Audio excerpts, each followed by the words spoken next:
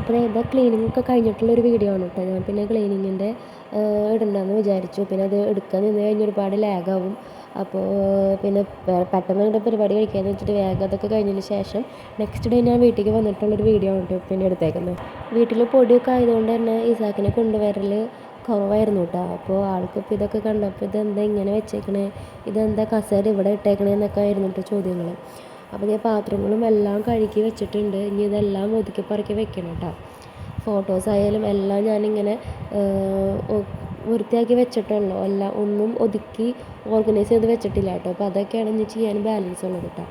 അപ്പോൾ പിന്നെ ക്ലീനിങ് കഴിഞ്ഞോടുകൂടി എനിക്കും ചെറുതായിട്ട് തുമ്മലും ജലദോഷമൊക്കെ വന്നു കേട്ടോ. പിന്നെ എല്ലാ വീട്ടിലുള്ള പോലെ തന്നെ ഞങ്ങളും ഫോട്ടോസൊക്കെ വെച്ചിട്ടുണ്ട്. ചെറുതിലുള്ളതും മാരേജിൻ്റെയും പിള്ളേരുടെയും എല്ലാവരുടെയും ഫോട്ടോസൊക്കെ ഞാനും വെച്ചിട്ടുണ്ട് കേട്ടോ. ഞങ്ങളും അതൊക്കെ മിക്കവാറും എല്ലാ വീടുകളിലൊക്കെ ഉള്ള പോലൊക്കെ തന്നെ ഞങ്ങൾ ചെയ്തിട്ടുണ്ട് കേട്ടോ. ഞാൻ നേരത്തെ കാണിച്ചത് എൻ്റെ മാരേജിൻ്റെ ഫോട്ടോ ആണ് കേട്ടോ.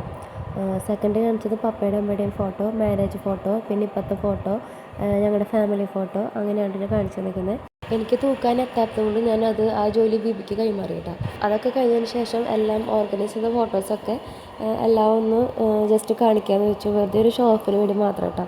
ഇതൊക്കെ കഴിഞ്ഞു. അപ്പോൾ ഇന്നത്തെ വീഡിയോ ഇത്രയേ ഉള്ളൂ. ഇനി നെക്സ്റ്റ് വീഡിയോയിൽ കാണാം. Thanks for watching. ബൈ.